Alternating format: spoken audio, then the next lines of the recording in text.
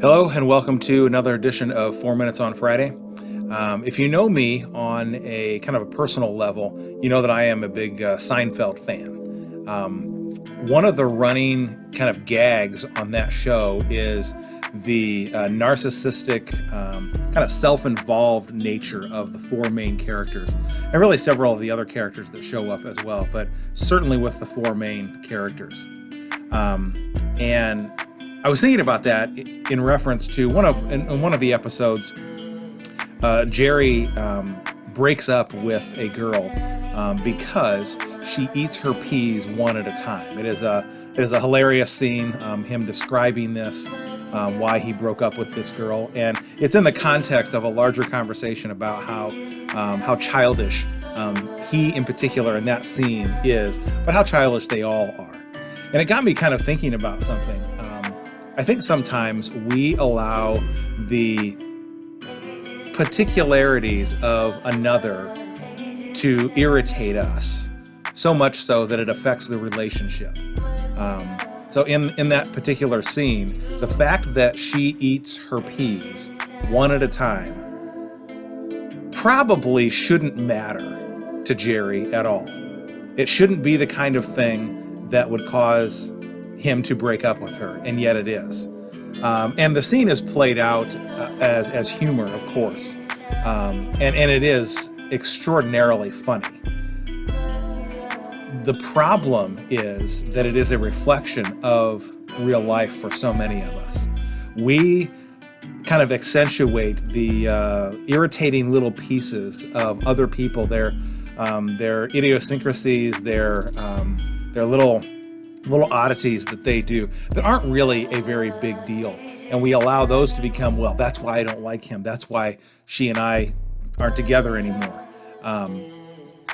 So while accentuating those particularities of others, we kind of minimalize our own. We make our own, we don't even pay attention. We don't know them because they're things that we've always done, things that we've always had as a part of us. And so there is this willingness to elevate the weirdness of other people and downplay our own oddness, our own strangeness, our own particularities. These can ruin relationships. So again, art imitates life. We do this, don't we? We allow the fact that she eats her peas one at a time to become something that causes us to go, well, I can't live with this anymore, right?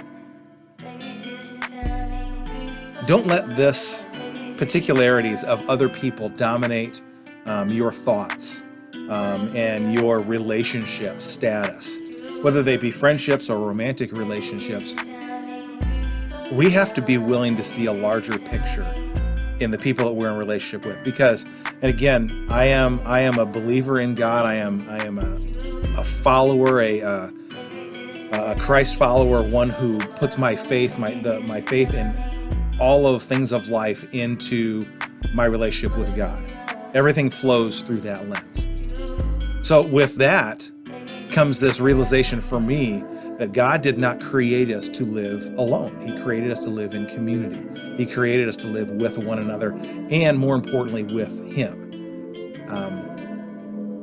And yet we can allow small things in our minds and our hearts to become very big things, things that really aren't that important, things that we ought to let go of. And yet for many of us, we don't. We don't let go of those things. We don't let those things rest. We allow those things to become the determiner of our relationship with that individual or that group of people or that institution, etc., etc.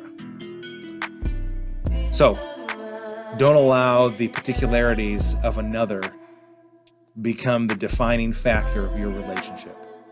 All right, we are just over 4 minutes. Have a great week.